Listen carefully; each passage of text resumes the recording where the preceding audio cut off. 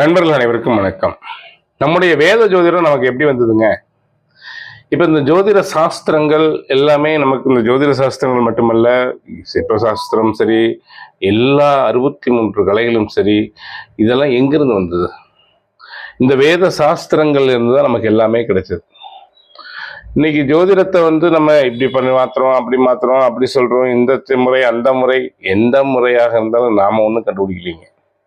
அனைத்தும் வேதங்களில் இருந்து கொடுக்கப்பட்ட சறுக்குகள். அந்த வேதங்கள் யார் சொன்னது அப்படின்னா, சதாசிவமூர்த்தின்னு சொல்லக்கூடிய சிவபெருமானுடைய சதாசிவ வடிவம். இந்த சதாசிவ வடிவம் அப்படிங்கிறது 5 முகங்களோடு கூடிய வடிவம். மேல் நோக்கிய முகம் ஈசானம் எனப்படும், அதாவது உச்சி முகம். கிழக்கு நோக்கிய முகம் தற்புருடம், தெற்கு நோக்கிய முகம் அகோரம், வடக்கு நோக்கிய முகம் வாமதேவம், மேற்கு நோக்கிய முகம் சத்யோஜாதம்.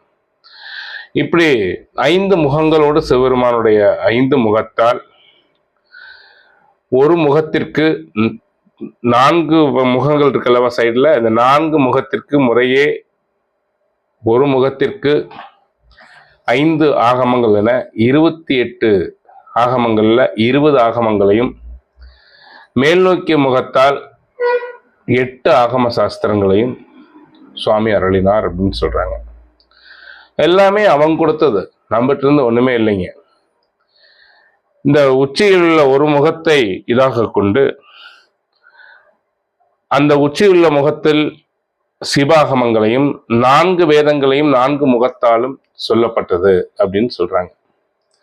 முறையே சத்யோஜாத முகம் என்று சொல்லக்கூடிய முகத்தால் சொல்லப்பட்ட ஆகமங்கள் 5, காமியம், யோகசம், சிந்தியம், காரணம், அசிதம் என்பன. வாமதேக முகத்தால் சொல்லப்பட்ட ஆகமங்கள் 5, தீர்த்தம், சூக்குமம், சகச்சீரம், அஞ்சுமான், சுப்ரேதம் என்பன. அகோர முகத்தால் சொல்லப்பட்ட 5 ஆகமங்கள் விஷயம், நிச்சுவாதம், சுயாம்புவம், ஆக்னேயம், வீரம் என்பன. தற்புருட முகத்தால் சொல்லப்பட்ட 5 ஆகமங்கள் ரிளவம், மகுடம், விமலம், சந்திரநானம், முகபிம்பம் என்பன. ஈசான முகத்தால் சொல்லப்பட்ட 8 ஆகமங்கள் புரோகிதம், இலதம், சித்தம், சந்தானம், சார்க்வேதம், பரமேஸ்வரம், கிரணம், பாதுலம் என்பன. இப்படி 28 ஆகமங்களையும் சிவபெருமான் தான் நமக்கு சொன்னார்.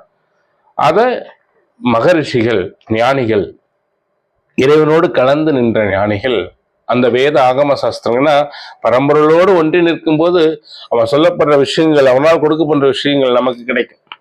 அதை உலகிற்கு சொன்னார்கள், வழி வழியாக சொல்லி வந்தார்கள்.